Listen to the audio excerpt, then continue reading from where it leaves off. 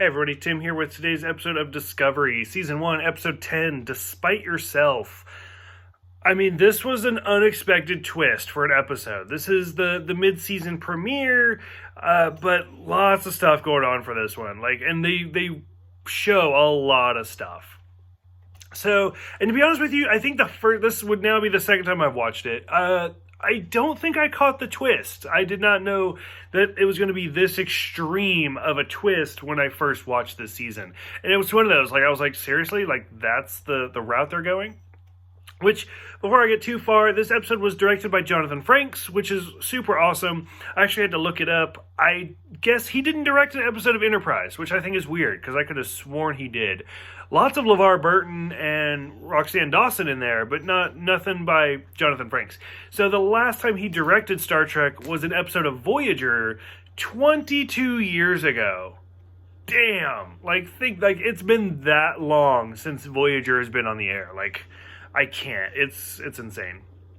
So anyway, the first people we encounter being wherever we are is some Vulcan rebels. And then right away, they don't hide it. They don't make people think about it. They're just like, we're not in our universe. And it's like, oh shit. Really? That's the mid-season, reveal. We're in the mirror universe. Okay. So, the original series, one episode of the mirror universe. Done. Let's see. The Next Generation did not have any. Deep Space Nine had quite a bit. I think it was at least 5, maybe 8. There was some episodes in there, a lot of episodes. And I think there was 5 episodes. Voyager technically did not have any, although Tuvok was in one of the Deep Space Nine mirror episodes. So kind of, but whatever. Voyager, no mirror episodes. Enterprise had the one 2-parter, and which was supposed to be more, which you will find out, that 2-parter in Enterprise is super important for this one. And now here we are for Discovery, mirror episode.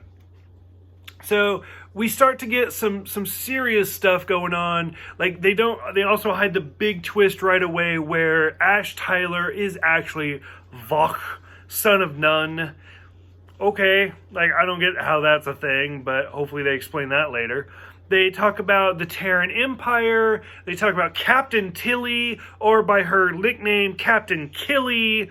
And I like how even Saru is like, what? That's not even creative.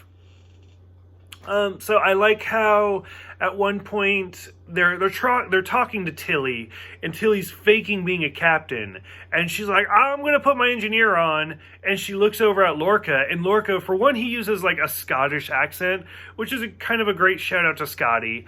But I think, it's Jason Isaacs.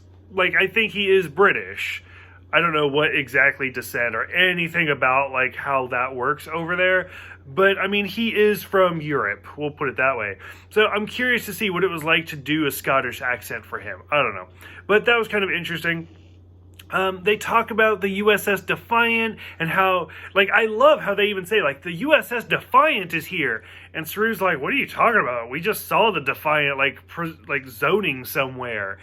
And they're like, there's a temporal anomaly going on also. Why? I guess they're keeping it in the continuity, which is great. But even when I did my review for In the Mirror Darkly, I said, have the Defiant go to the mirror universe or have the Defiant go back in time. Not both. And it sets it up for this. How did the Defiant not only go back in time 100 years, but it also changed dimensions at the same time? It's too much. And sure enough, even Burnham's line where there's a temporal anomaly going on, stop. Everybody thinks this is dumb. Nobody likes it. Whatever. Tyler killing Culber was really disappointing. Really disappointing. So, we have fought for gay rights in Star Trek alone for years. Supposedly Geordi was supposed to be a gay character, and then magically never happened. Deep Space Nine, we got some lesbian kisses going on, but that's about it. But, the gays have always been, underrepresented in Star Trek. we finally have a relationship that we still have not seen any intimacy. And I get it. They've been together for a while and stuff like that, but still not even like a, oh, goodnight kiss type situation. There is no intimacy between these two other than the fact that we know they're together. And boom, we killed one of them already. Like, it's so disappointing. Like, this whole series is really disappointing right now for me. I don't know. I feel like we're, rather than taking a step forward, we actually kind of took a step back. So, and then finally, when we get to the end of the episode, we see, like, the pain booths, which we saw in Enterprise. So, and I think David said Malcolm created those. But, I don't know. Like, just Culber's death alone really kind of put me off for this whole series. Like, instantly, like, oh, so we're just going to kill the gays. Got it. Like, I don't know. Like, I'm so over it. So, for those who have seen it, what did you guys think? What do you think about the whole Mirror Universe? What do you think about Tyler as Vok? What do you think about Captain Killy? What do you think about Lorca and his accent? And then what do you think about the Defiant? There's lots to talk about. And then what do you think about the death of Dr. Culber? So go ahead, let me know what you guys think, and I will see you guys next time for The Wolf Inside.